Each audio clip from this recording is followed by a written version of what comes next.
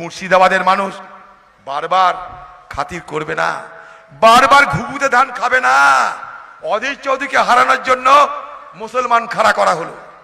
কোন মুসলমান খারাপে তাতে আমার কোনো আপত্তি নাই, কিন্তু নির্বাচনের সময় একটা মুসলমান ব্যক্তিত্বকে নিয়ে এসে তার নাম তার খ্যাতিকে ব্যবহার করে তার পরিচয় দেওয়া হলো কে না, এ হচ্ছে তোমাদের ভাই। এতদিন তোমরা দাদাকে ভোট দিয়েছো, এবার তোমরা ভাইকে ভোট দাও। অর্থাৎ আমাকে বানিয়ে দেওয়া হলো হিন্দু, যাকে নিয়ে আসা হলো তাকে বানিয়ে দেওয়া হলো মুসলমান।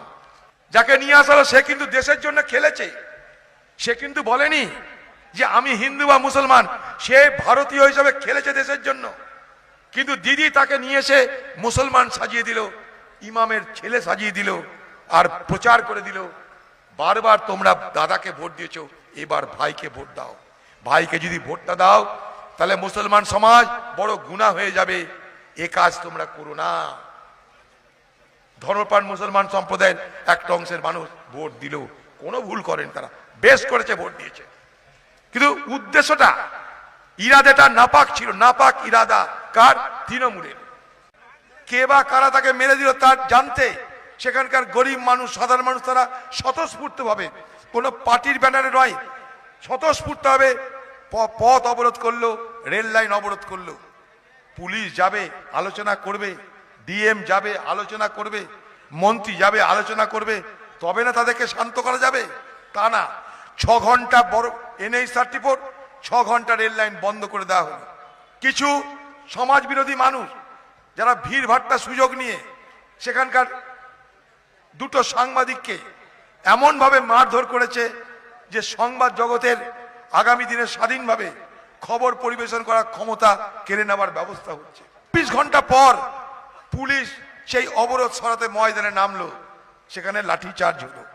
লাঠিচার্জের কোনো দরকার ছিল না, শান্তভাবে তাদের সঙ্গে আগে আলোচনা করে নিলে এই ঝামেলা কালকে অনেকক্ষণ আগে মিটে যেত।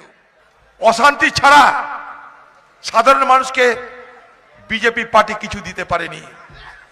সমাজের বিভাজন করো, ভোটে যেত।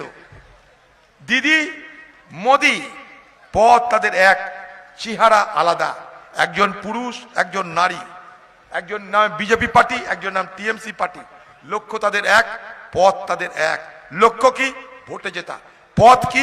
সাম্প্রদায়িক বিভাজন করো, হিন্দু মুসলমানের ভোট ভাগাভাগি করো, ভোটে যেত, ফুটে যাও। আবার ভোট আসবে, আবার ভাগাভাগি রাজনীতি করো, সরে যাও।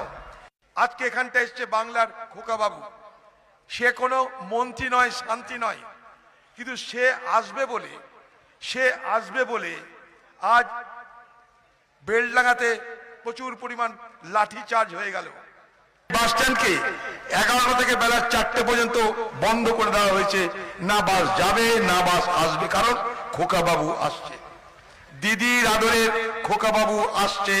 তাই তাকে খাতিরদারি করার জন্য তার উপর যেন একটা ফুলের পাপড়িরও যেন আঘাত না লাগে, কারণ সে আমাদের বাংলার মুখ্যমন্ত্রী খোকা বাবু। ফুলের পাপড়ির যেন আঁচড় তার উপরে না লাগে, তার জন্য দিদি সব ব্যবস্থা করেছেন। একটা ঝাড়খণ্ড থেকে একটা শ্রমিকের মৃত্যুকে কেন্দ্র করে গতকাল বিহারে একটা পরিযায়ী শ্রমিকের উপরে আক্রমণকে কেন্দ্র করে সেখানকার মানুষ ক্ষোভে ফেটে পড়ছে। তারা সাধারণ মানুষ, সেখানটায় তৃণমূল দলের না কোন এমএলএ যাচ্ছে, না কোনো মন্ত্রী যাচ্ছে, না কোনো এমপি যাচ্ছে, না কোনো সরকারের পক্ষ থেকে কোনো উদ্যোগ দেখা যাচ্ছে। তারা হতাশায়, ক্রোধে, আক্রোশে তারা কোথায় যাবে? চল NH ঘেরাও করি, চল NH আটকে দিই। তাদের ক্রোধ, তাদের আক্রোশ বোঝাটা দরকার।